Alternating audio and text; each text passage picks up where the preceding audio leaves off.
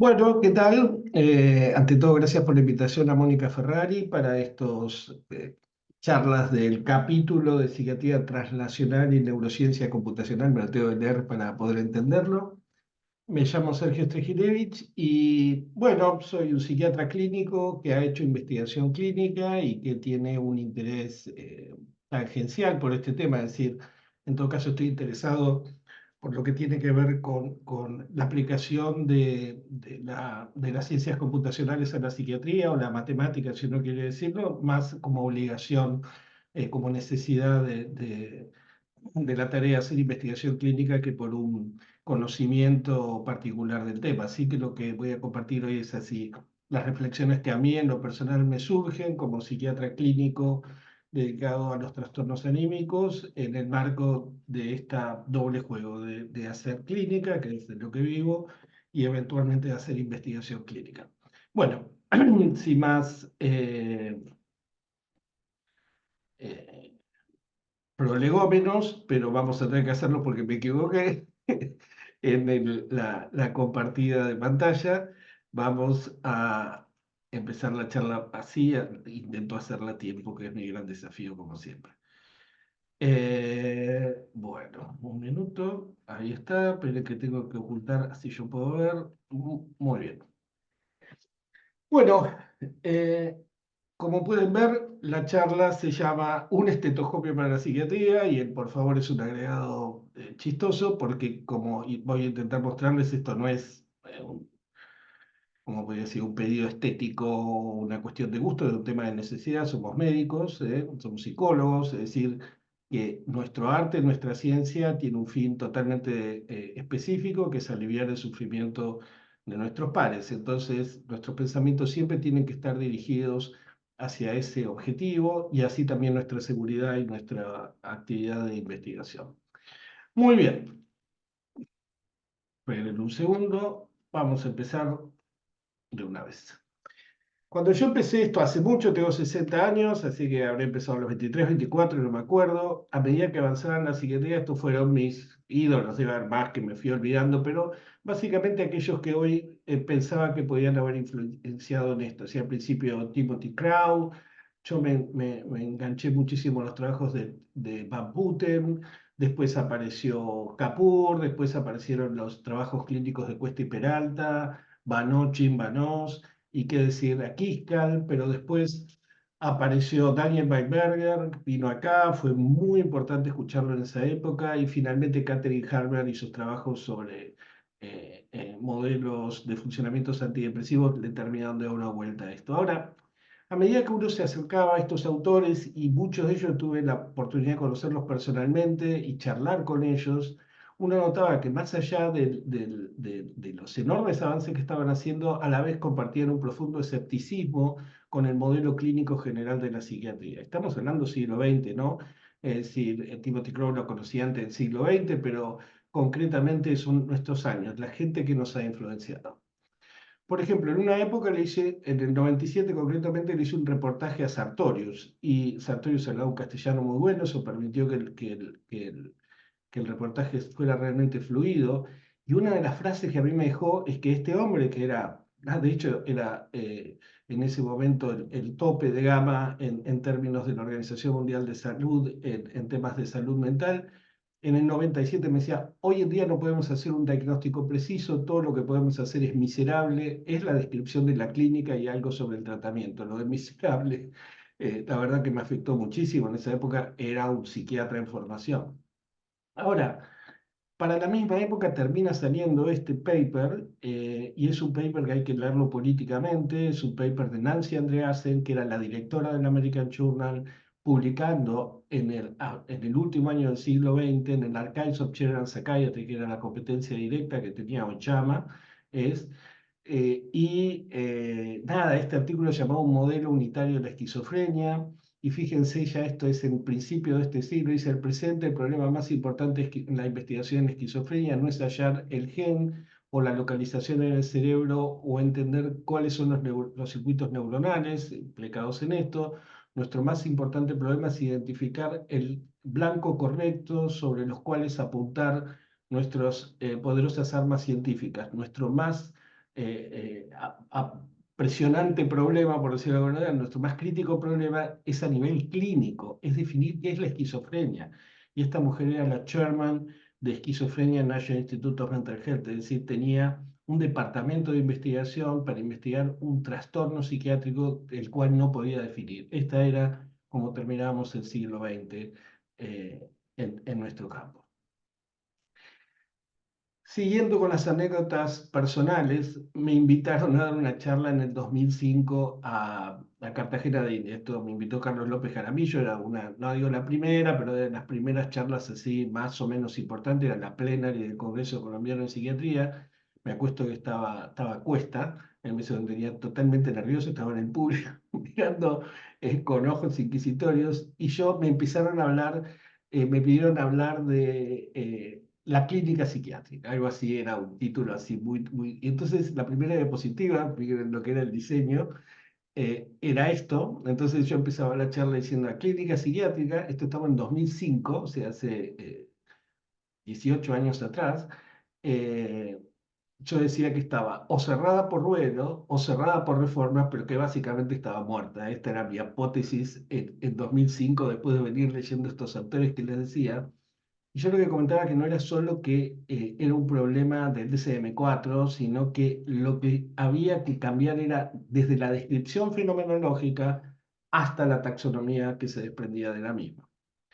Bueno, 20 años después me invitaron, bueno, fue hace unos años a dar otra charla, y yo lo que les contaba es que 20 años después de contar esto, yo lo que me encuentro ya con 60 años es esto, es decir, el DSM-5, que es realmente como la consolidación de la pobreza descrita a finales del siglo XIX, y muy probablemente, aunque sea un manual de inspiración crepeliniana, si Krepelin vería esto, diría, pucha, qué poquito que hemos avanzado. Y la verdad es que es importante recordar esto, este contexto histórico, porque a veces perdemos de vista eh, el retraso y el avance maravilloso que ha habido en nuestra área. Por ejemplo, desde Ramón y Cajal, que es la primer ser humano en la historia que puede observar la intrincada trama anatómica que justifica que el cerebro, nuestro sistema nervioso central, sea lo que somos, emergemos de ahí en términos de personalidad, conciencia de sí mismo, proyección hacia el futuro y el pasado, etcétera, tenía esa estructura. Y fue por una técnica, fue por la técnica de teñido con sales de plata. Ahora, 100 años después, en la rama de la neuroanatomía hay una revolución, y esa revolución está dada porque ya no es que se teñía el cerebro humano con una técnica que le permitía al ojo humano a través de unas lentes apreciar su intrincada arquitectura, sino que eso se ha mediatizado al punto de que hoy lo que observamos son la consecuencia en imágenes de la lectura de los campos magnéticos, de las células, de nuestros cerebros, y a la vez podemos ver cómo se conecta. Este es el proyecto Conectoma, y a la vez tenemos una idea bastante definida de la complejidad bioquímica que sustenta la actividad de una neurona. Es decir, los avances son, pero así, de ciencia ficción. Para el mismo tiempo estaba Ramón y Cajal, lo que teníamos eran instituciones manicomiales, que no era que eran malos los psiquiatras, era lo único que había para hacer, y entonces las técnicas de reclusión, desde atar un paciente a la cama hasta meterlo en un tanque de reclusión forzada, era lo único que había que hacer, no era que tenían otros tratamientos y optaban por estos, es simplemente una cuestión de disponibilidad. Ahora, 100 años después hemos desarrollado una batería de armamentos bioquímicos lo que incluye el litio, que puede hacer que una persona afectada por trastorno bipolar dirija una clínica de trastorno bipolar, y hasta métodos súper sofisticados ya no químicos, magnéticos, eléctricos, con luz. Tenemos un arsenal terapéutico infernal. Ahora, cuando bajamos a la clínica que sustenta todo esto, encontramos que desde el Tratado de Krepelin a la actualidad prácticamente no hay ninguna diferencia. En todo caso hay un retroceso, que es el de MSB5, porque no es que hay un retroceso, por lo pronto no hay un avance, y en contraste, mientras avanzan las neurociencias básicas y las neurociencias terapéuticas, esto está generando un contraste enorme. Y concretamente ese desastre podríamos llamarlo anacronismo epistemológico, es decir, estar utilizando herramientas de ciencia básica del siglo XXI y terapéuticas del siglo XXI sobre un basamento clínico que es del siglo XIX, ni siquiera del XX. Ahora, ¿qué puede pasar? Esto es el chiste que hago siempre. Es decir, un gaucho está perfectamente adaptado a su medio de transporte, que es el caballo, ¿eh? Se dice que un gaucho y un caballo son uno solo y pueden convivir en una simbiosis laboral sumamente compleja. El gaucho entiende lo que hace el caballo entiende lo que quiere hacer su jinete y allá vamos. Ahora, supongamos que este hombre, que está perfectamente adaptado a su herramienta de trabajo, sin avisarle demasiado, se lo cambian por el subrogante post-revolución industrial, es decir, en este caso una moto, ¿no? Es decir, algo muy eficiente. De hecho, la moto está desplazando, o los cuatriciclos, al caballo en casi toda la agricultura, pero no le avisan que ha pasado esto, no le avisan que ha dejado de usar un caballo y ha pasado a utilizar un aparato con un motor en combustión. Lo que puede pasar es un desastre, y eso es lo que es el anacronismo epistemológico, y esto es lo que sucede: accidentes, porque si yo quiero manejar la moto como un caballo, me va a pasar esto, no hay demasiada otra posibilidad. Y fíjense en la práctica, es decir, a cómo hemos llegado a este año, el 2023, si se quiere, 23 años después de ese fin de ciclo tan interrogante para la clínica psiquiátrica. Bueno, ya le podemos decir a todos nuestros colegas, del neurocirujano hasta el cardiocirujano, pediatra, que nosotros manejamos la enfermedad más costosa del mundo en términos de discapacidad, que es la depresión, y esto a la vez ha hecho que, por ejemplo, los antidepresivos como clase de medicamentos sean los más prescriptos en Estados Unidos en estos momentos. Es decir, hay una consecuencia en términos, si se quiere, industriales y terapéuticos de la asunción epistemológica del precio de la psiquiatría. Ahora, la capacidad diagnóstica que tenemos de la enfermedad que produce más costos en salud, que son los trastornos depresivos mayores, eh, es la que está más baja en toda la capacidad nosográfica y por ende diagnóstica de la psiquiatría. Casi, esta es la prueba de campo de esto, de lo que usamos ahora, entre otros instrumentos, como manual clínico nosográfico, y fíjense que el diagnóstico de la enfermedad más frecuente y más causadora de costos en salud apenas la podemos diagnosticar porque las pruebas de campo no superó la barra de aceptable, es decir, no hubo un acuerdo entre los observadores independientes. De hecho, el segundo problema es que, aunque luego podemos diagnosticar este síndrome, el síndrome depresivo mayor o trastorno depresivo mayor, a la hora de elegir qué tratamiento iniciar, y que tenemos un montón, esta es solo la lista de la última CADMAT, y son 15 fármacos de primer nivel de recomendación, que van desde agonistas dopaminérgicos hasta antagonistas dopaminérgicos, fármacos que aumentan la serotonina, fármacos que no modifican la serotonina.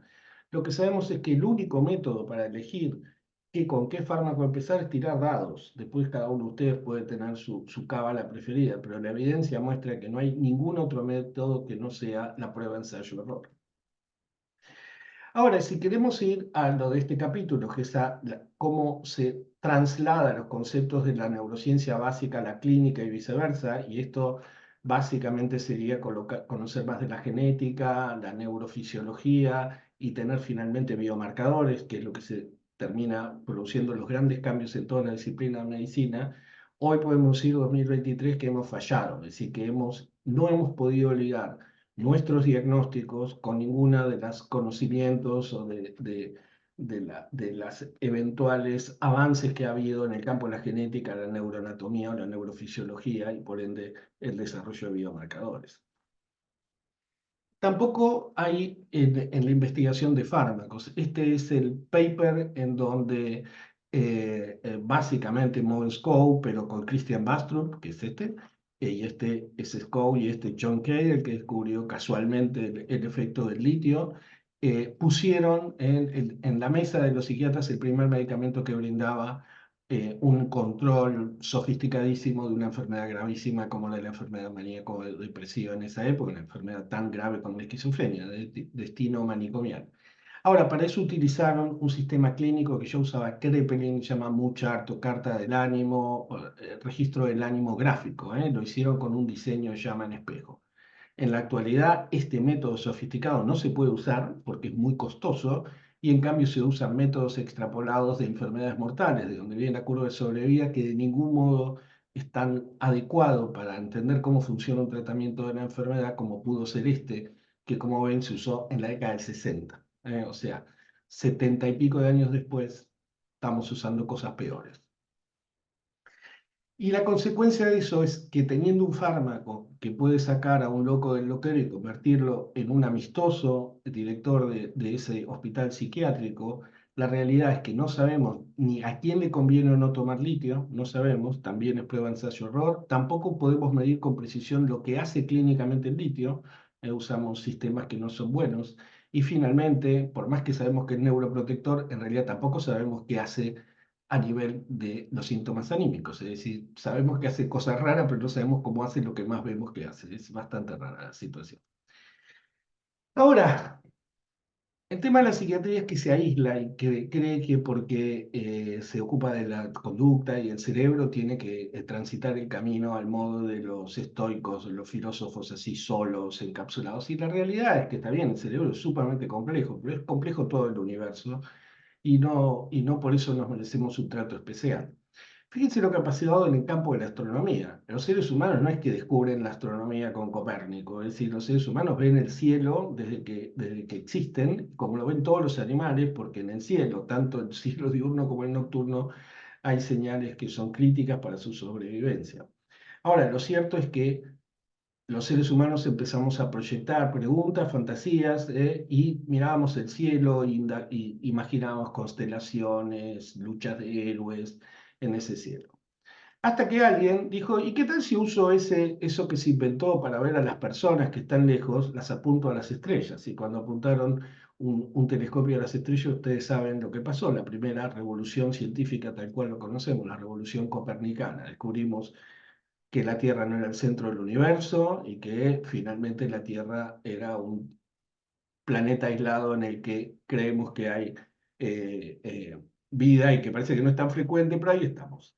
Ahora, hoy en día ya ni siquiera estamos observando a través de un par de lentes. Ahora estamos observando con un nivel de inmediatez absoluta por instrumentos que están en el espacio, que leen lo que visualmente pueden leer o ven rayos infrarrojos, leen radiación, qué sé yo, no entiendo nada de esto, lo computan, lo mandan a la satélite, a la Tierra vía satélite, llega a la computadora de los astrónomos y ahí recién ven eso. Es decir, ya el ojo del astrónomo ni siquiera mira directo al cielo, ni siquiera lo hace a través de una lente, ya directamente lo ve a través de una computadora y en el medio es todo cálculo, todo cómputo, todo instrumento.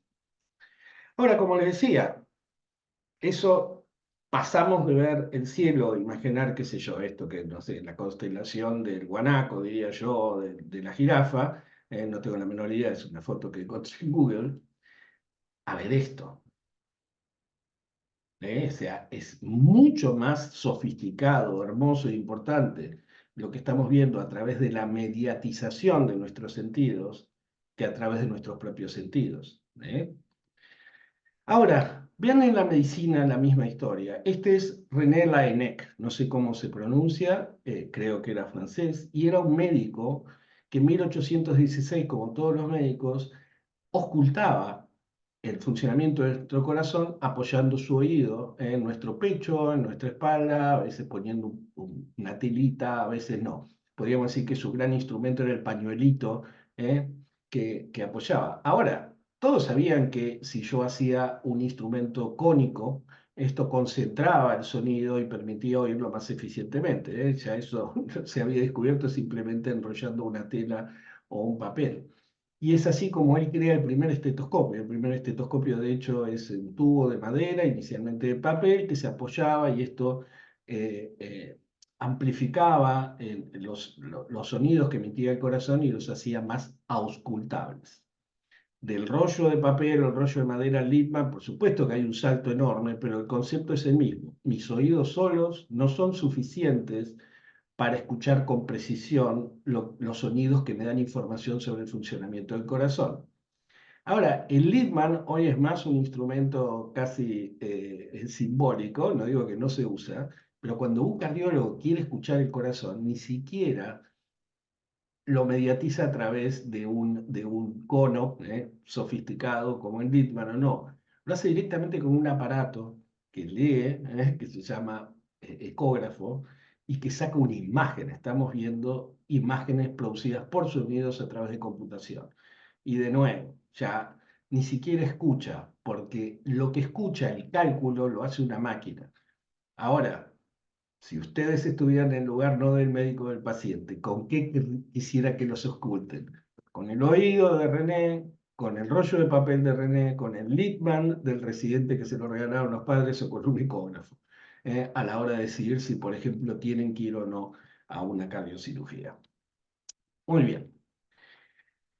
Entonces, lo primero que uno puede colegir de esto es que lejos de lo que intuitivamente nuestro cerebro puede suponer de entrada, a mayor mediatez con el objeto observado, es decir, a medida que yo lo hago más mediato a través de diferentes cálculos, aumento la precisión y la utilidad médica de la observación. Esto es un dato que podríamos decir para todo, pero estamos hablando de medicina, ¿no? Entonces, esta idea de que a través de instrumentos que hacen mediata mi observación y la complejizan, la amplifican, yo voy a ser más preciso. Es una historia de la medicina, está aplicada a todos los campos. Es decir, empezamos literalmente probando la orina a ver si sabía dulce, a medir los niveles de insulina o de hemoglobina glicosilada, o tener un aparato que podría ajustar los niveles de inyección de insulina por un monitoreo permanente de los niveles de glucemia en sangre. Es decir, el médico está bien lejos de la observación del fenómeno. Ahora, ¿qué pasó en la psiquiatría en este siglo? Bueno, a principios del siglo XX, el modelo era este, Freud con sus estatuitas, sus anteojos, una barba, o decir, todo como una mise en scène de alguien que sabía mucho y que escuchaba a alguien. Ahora, más de 100 años después, no tenemos ni las estatuillas ni la barba, pero tenemos básicamente lo mismo, una persona escuchando a la otra, es decir, y pretendiendo entender lo que le pasa a la otra simplemente por escucharlo con todos nuestros sesgos, con todas nuestras limitaciones. Es todo lo que tenemos. Ahora puse a Freud porque en el sentido de que también hay una historia un poco injusta, porque este era el modelo que nos propuso Freud y que nos terminó heredando. Pero Kraepelin usaba actímetros, es decir, en este caso para ver los problemas, no es exactamente un actímetro, pero es un aparato que hacía con una gomita y un lápiz que rayaba un papel con tinta, y lo que están viendo es que lo que él pesca es lo que había, era fallas en el control fino de movimientos de tipo parkinsoniano, con este actímetro. Entonces ya él usaba, el catatonía, perdón. Entonces, no observaba directamente, ya tenía un instrumento. ¿Mm? Ahora, si ustedes ven los éxitos últimos que hemos tenido, como por ejemplo la hipótesis de Kapur de las aberrancias, de las alianzas aberrantes, que a mi gusto, pero creo que es el gusto de mucha gente, el marco teórico más completo que hemos logrado en el campo de las esquizofrenias, es decir, algo que explica por cómo podrían ser los fenómenos clínicos que observamos y algo que liga el funcionamiento de los fármacos con esos fenómenos observados.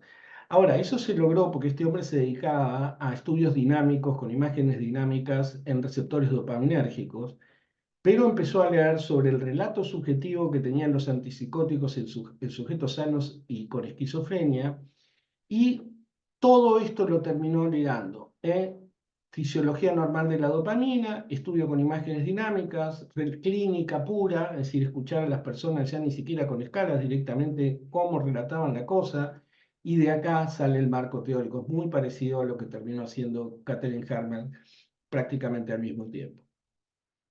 Perdón, no sabía que tenía esta diapositiva, me había olvidado. Ahora, para ir más rápido, que ya estoy pasado, me imagino, es obvio que necesitamos un fenotipo nuevo, necesitamos una clínica psiquiátrica nueva. La clínica clínica y fenotipo es como el huevo y la tortilla, digamos, un producto uno del otro. Ahora, podemos rezar, pero el siglo XXI nos ha dado esto, que son los smartphones, estas computadoras que llevamos todos en el bolsillo, y hay muy pocas dudas de que de estos aparatos o de lo que van a venir de estos aparatos que están evolucionando año a año, vamos a lograr una nueva clínica porque nos van a brindar nuevos datos. Lo que están en estos aparatos no es que nos van a hacer más preciso el modo que observamos lo que observamos, sino que van a ver cosas que nosotros no vemos y nos la van a traducir de una manera que la podamos usar en nuestros consultorios. Nosotros o la inteligencia artificial. Estará en nosotros definir quién lo va a hacer, o los dos juntos. Hay actigrafía, geolocalización, tráfico de datos, análisis de discurso, análisis de prosodia, emociones en rostro, autorreportes, todo esto se puede mandar a un tipo de matemática, matemática no lineal, que maneja alta densidad de datos en tiempo real y crear una serie de modelos que, hay que decirlo de manera sencilla, puede crear una computadora y no puede crear la mente o el cerebro humano porque sencillamente no nos da la capacidad de cómputo. Es decir, vamos a encontrar clusters, dominios, vamos a encontrar enfermedades que no estamos viendo porque no podemos ligar A con Z de manera adecuada. Y en el medio un montón de ruido. Probablemente en los próximos años entendamos esto a medida que lo veamos. Miren, esta es la propuesta con la que se va del National Institute of Mental Health, Thomas Insel, se va criticando el DSM-5 y propone en llama, ya 2017, estamos ya hace 6 años, esto que es lo que entendemos que va a pasar. Yo no sé si hay que poner smartphone acá o hay que poner vaya a saber qué cosa, pero lo que está diciendo es, muchachos, la nueva clínica va a surgir de la mediatez tecnológica de la observación de los fenómenos que producen las enfermedades que tratamos. No nos vamos a sentar en el escritorio a ver qué nos dice la persona. Eso es totalmente insuficiente. Muy bien. Solo un ejemplo rápido y ya para ir terminando. Este artículo, que de nuevo es 2018, este lo hizo Kathleen Maricangas y es un estudio, fíjense cómo se llama, monitoreo en tiempo real de la asociación dinámica entre actividad motora, energía, ánimo, sueño en adultos con trastorno bipolar. Fíjense, está hablando de clínica, está diciendo, yo voy a monitorear estos 4 elementos: el nivel de actividad motora, la energía, el humor y cómo duerme la persona, y voy a ver qué correlación tiene. Para esto utilizo una mezcla de actímetros, una especie de banda, la Xiaomi, más que un reloj, y después hizo una serie de cálculos matemáticos. Es muy complejo el estudio, es un poco complejo de leer, pero básicamente, a medida que van viendo las direcciones causales de las diferentes correlaciones, encuentran algo que no se esperaba. Encuentran que en realidad el vector arranca de la actividad hacia la energía, de la energía hacia el humor y del humor hacia el sueño. ¿Qué quiere decir esto? Básicamente, que si nosotros tenemos que interaccionar con modelos psicosociales con nuestros pacientes, probablemente la palabra no sea la palanca adecuada con cual movilizar el cuadro clínico de nuestros pacientes, sino el movimiento. Es decir, el movimiento precede a las otras acciones. Fíjense, simplemente un estudio así exploratorio con estos instrumentos está cambiando así 180 grados el ejercicio de la psicoterapia en trastornos del alma. Yo entiendo que mucha gente, cuando uno dice estas cosas, dice, pero ¿qué voy a hacer yo? Porque si todavía no pesco cómo manejar correctamente el WhatsApp. Es decir, hay un montón de desclasados entre los que yo estoy, simplemente porque así son los cambios en la historia. Es decir, hay más gente del mismo gaucho que anda muy bien a caballo y hoy ve como su empleado, si es el puestero, no se sube un caballo, pero sí maneja muy bien el cuatriciclo. Nos sentimos que podríamos estar nosotros con esto. Pero, de nuevo, capaz es más fobia, capaz es incomodidad ante el cambio que un problema real. Fíjense, este era un modelo de historia clínica que se usaba en 1967, no en el siglo XXVIII. O sea, se usaba en el siglo pasado. Y se usaba a mediados del siglo pasado, cuando recién surgía la psicofarmacología. Este es el mood chart. Y este mood chart es importante porque cambia absolutamente la forma de ver un trastorno bipolar. De hecho, inspirados en esto, cuando empezamos a trabajar en ARIA en el 2003, lo que hicimos fue, de entrada, el primer día, salimos de la historia clínica tradicional y establecimos un mood chart. Este es nuestro mood chart, hay un montón de modelos. Fíjense, acá yo estoy viendo un año de este paciente. Ahora, si ustedes quieren que yo vea el mismo año en mi historia clínica, la tengo acá, del mismo paciente. Son todas estas hojas. Tengo que leerme todas estas hojas, a veces con una mancha de café, a veces con un moco. Acá está todo. qué tomaba, qué pasó con cada una de las cosas que tomó. Ahora, cuando nos agarró la pandemia, perdón, solo esto, hacer esto, Ari empezó en el 2003, en el 2013 pudimos publicar esto. Este es un paper que nos ha dado muchísimas satisfacciones, se llama Inestabilidad del humor y recuperación funcional en trastornos bipolares, se publicó en Acta Psiquiátrica, lo hicimos con el equipo de Frances Collum, y lo que hicimos fue justamente utilizar estos parámetros, me olvidé decirles esto, porque cuando uno ve esto, puede computarizar estos parámetros. Por ejemplo, puede sacar densidad sintomática, que es la proporción de días que uno está con síntomas, la proporción de días que uno está con episodios, la proporción de días que está con eutimia. Y lo que se nos ocurrió fue una manera de medir utilizando este parámetro que está desde Kraepelin, es decir, es lápiz y papel, que se llama factor de inestabilidad del amor o Mood Instability Factor, como finalmente parece estar eh, prendiendo ese nombre que propusimos hace 10 años atrás. Este paper fue hecho con esos datos. Y el dato que hace que este paper se esté publicando, citando mucho ahora es este, que la inestabilidad del humor, tal cual la habíamos, ahora se los voy a mostrar, medido, estaba fuertemente asociado con la recuperación funcional a largo plazo. O sea, un factor que ni siquiera se veía, no se mensura, de hecho, si ustedes leen los trabajos de cualquier droga que estamos utilizando, no miden ese parámetro, resulta que ese parámetro tiene más fuerza, más fuerte correlación con que si la persona va a volver a ser independiente o no.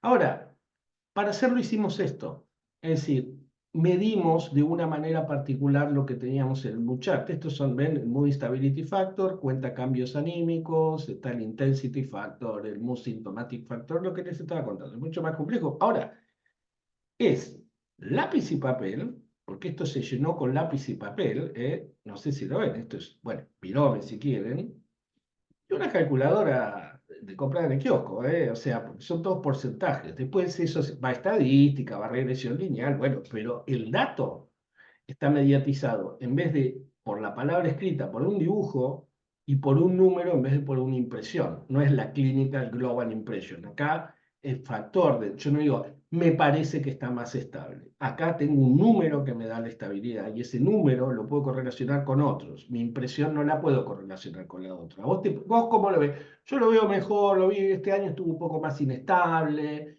Nada, números. Ok, la pandemia nos obligó, para poder conectarnos entre nosotros, a bajar eso a un Excel. Hoy, en vez de usar un lápiz y papel, desde el 2019 para acá usamos un Excel. Se ve más bonito, más prolijo. Pero eso también nos llevó, esto lo estoy contando por pedido de Mónica, a pensar que podíamos convertir eso en una app, o sea, en algo más sofisticado y que los cálculos, en vez de hacerlo con una calculadora, lo hiciera directamente la app. Y bueno, estuvimos trabajando 2 años, hoy nos quedamos sin fondos, es un proyecto que no termina de interesarle a los patrocinadores y que técnicamente es un poco más difícil de lo que pensamos, siempre parece que pasa lo mismo en programación, pero que la idea era llevar ese Muchar como un paso previo a tener una plataforma de seguimiento complejo de trastornos psiquiátricos en el campo real de trabajo para crear una red de investigadores, en fin, ese es el proyecto Mentai. Entonces, los objetivos primarios era tener esta comunicación, esta forma de asentar los datos, que aparte las tiene el paciente, puede colaborar con el monitoreo y generar una red de investigadores. Y todo esto se podría hacer simplemente poniendo en acceso digital lo que Kraepelin hacía a fines del siglo XIX. No es una gran modificación, pero sí hay una mediatización de la observación en un instrumento más gráfico que lingüístico y computable. Este es el paso, si se quiere, epistemológico.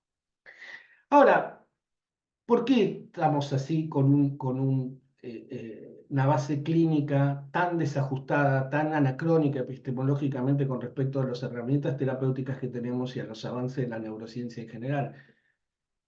Son múltiples las explicaciones, pero yo les voy a dar una podemos charlar otro día de esto, pero es la economía, es decir, es la confluencia de un montón de factores que impiden el gran cambio, es decir, que van desde los laboratorios, que siempre son malos, la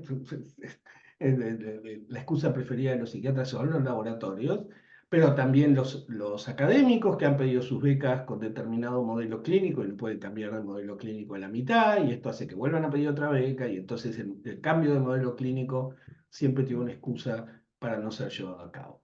Ahora, y esto no es una amenaza, simplemente una observación. Las cosas no suceden porque los psiquiatras querramos o no querramos. De la misma manera que los manicomios no se cerraron porque vino la ley de salud mental que descubrió que el encierro era malo. Los manicomios se empezaron a cerrar cuando encontramos terapéuticas adecuadas para que las personas pudieran estar cada vez menos en un hospital psiquiátrico. No es un tema de voluntad, es un tema de disposición y un tema de de ese elemento que esté disponible y que pueda atravesar los sesgos que generan los diversos intereses, tanto en la industria como en la academia, como en la política, como en los propios pacientes. Pero el punto es que estamos en un momento en que la tecnología no es que va desde la ciencia a la gente, sino que la gente toma la tecnología y hace un uso de ella. Y esta frase que es típica de hoy, que es a toda profesión le va a llegar su Uber, lo que le pasó a los taxistas con las plataformas de transporte, de remises y el Uber mismo, va a llegar a la psiquiatría del mismo modo que está llegando al resto de la medicina. Es decir, nos va a llegar, no es que vamos a decidir que llegue, porque esto lo va a terminar haciendo la gente, que es la que finalmente paga nuestros servicios. Es decir, si nosotros no cambiamos, o van a cambiarnos a nosotros por algo que lo haga mejor, o van a cambiar por aquellos que sí se adapten a este cambio. ¿eh? Nosotros hoy tenemos una psiquiatría taxi, en el mejor de los casos, a veces es más bien colectivo que taxi, pero en el sentido de que el paciente llega, los jóvenes no van a conocer esta película, supongo, y le dice, hola, ¿podría llevarme a la recuperación funcional del trastorno bipolar? Que con palabra más, palabra menos, cada persona que tiene trastorno bipolar le pide al médico, al psicólogo, al equipo que lo está tratando esto. Si puedo dejar de tener estas oscilaciones del ánimo que me están matando y volver a ser una persona que la pasa bien y que puede llegar a explotar sus condiciones. Y en general dicen, sí, bueno, dale, sí, vamos a intentarlo". Uno le contesta con un poco más de optimismo o menos. Ahora, si la persona es un poco ¿cómo se llama? Un consumidor de esta era, le voy a decir, dígame, ¿por dónde va a ir? ¿Cuánto me va a salir? ¿A qué hora llegaría? Porque si ya no somos tan ni pacientes ni pasivos para consumir como lo éramos hace pocos años atrás. ¿Por qué? Porque tenemos mucha información disponible. Yo veo, todos hacemos lo mismo, veo un objeto en una vidriera, le saco una foto, veo cuánto cuesta en Mercado Libre y ahí decido. Entonces no tengo por qué confiarme solo de lo que me diga el vendedor. Puedo hacerlo instantáneamente. De hecho, es probable que compare el precio más rápido que me atiendan. ¿eh? Y en general los psiquiatras cuando son interrogados así, ya se empiezan a poner, ¿no? No tengo por qué hablar los demás. Yo también, por qué me preguntas todo esto? Es decir, ¿a qué va con todo esto? Y la realidad es que los pacientes van a decir, ¿sabes? No me contesta, yo me tomo un Uber. ¿Por qué? Porque el Uber me dice, ¿cuánto me va a costar? Y no importa si después esto está congestionado, si tuvo una internación, no sé. Usted me dijo que me iba a costar esto y que me iba a llevar por acá. Yo voy a monitorear a ver cómo está esto. Después pueden pasar cosas, obviamente. Pero tenemos un contrato mucho más claro del que tenemos antes y mucho más conversado. ¿eh? Por ese lado va a venir el cambio. Bueno, muy bien. Para todos los que vivan con angustia esto, recuerden. El cielo per se es hermoso, podemos generar arte con el cielo, pero esto es arte, no es cielo. No es el cielo por lo pronto, que nos permite mirarlo mucho más allá de lo que da nuestra observación y ver que es mucho más complejo incluso que lo que podía imaginar Van Gogh, pero que también nos permite estar en el espacio. Este es el gran salto. Ya no solo la mediatez, la tecnología nos permite observar algo mucho más complejo de lo que nos ofrecen nuestros propios sentidos, sino que nos permite eventualmente habitar en esa complejidad. Así que estará en nosotros si seguimos o no en este camino. Saludos, gracias de nuevo, Mónica, y espero que haya sido algo de interés para ustedes.